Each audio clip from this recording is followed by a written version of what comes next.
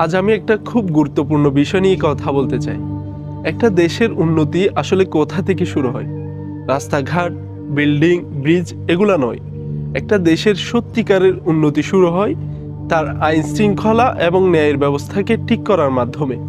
আমরা চারপাশে দেখি অনেক দেশ উন্নত হয়েছে, এগিয়ে গিয়েছে অনেক দূর। আর আমাদের প্রশ্ন, ওরা পারলো কিভাবে?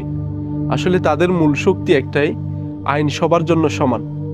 আর সরকারি কর্মচারীরা দায়িত্ব নিয়ে কাজ করে। আমরা দেখি সৌদি আরব, দুবাই, ওমান, কাতার এই দেশগুলোর আইন কেন এত শক্তিশালী?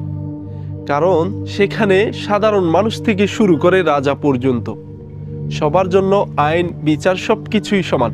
আমার বিশ্বাস, যে দেশে সরকারি কর্মচারীরা সৎ থাকবে, যে দেশে ক্ষমতার অপব্যবহার হবে না, সেই দেশে দুর্নীতি অনেকটাই কমে যাবে। কারণ রাষ্ট্রের মেরুদণ্ড হচ্ছে সরকারি কর্মচারী। তারা যদি ন্যায়পরায়ণ হয়, মানুষ ন্যায়ের পথেই চলবে। সো আমরা যদি সত্যিকারের উন্নত দেশ হতে চাই, তবে প্রথম কন্ডিশন, আইন সবার জন্য সমান করতে হবে।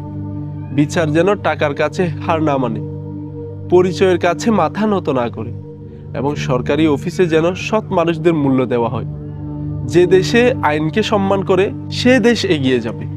আর যে দেশ নিয়ে বিচারকে শক্ত করে ধরে রাখে, সে দেশ শান্তি, উন্নয়ন আর ভবিষ্যতের নিরাপত্তা নিশ্চিত করেই করে। তো সমাজ যদি বদলাতে চায়, আমাদের সর্বপ্রথম কাজ নিজেকে বদলানো, আর রাষ্ট্রকে দাবি জানানো সবার জন্য এক আইন, এক নিয়ম, এক বিচার। তখনই দুর্নীতি কমবে, তখনই দেশ এগিয়ে যাবে। পরিশেষে আমরা সবাই দেশের আইন শৃঙ্খলা বাহিনীর সকল কর্মকর্তাকে এবং আইনকে অবশ্যই মানুষ হিসেবে রেসপেক্ট জানাবো।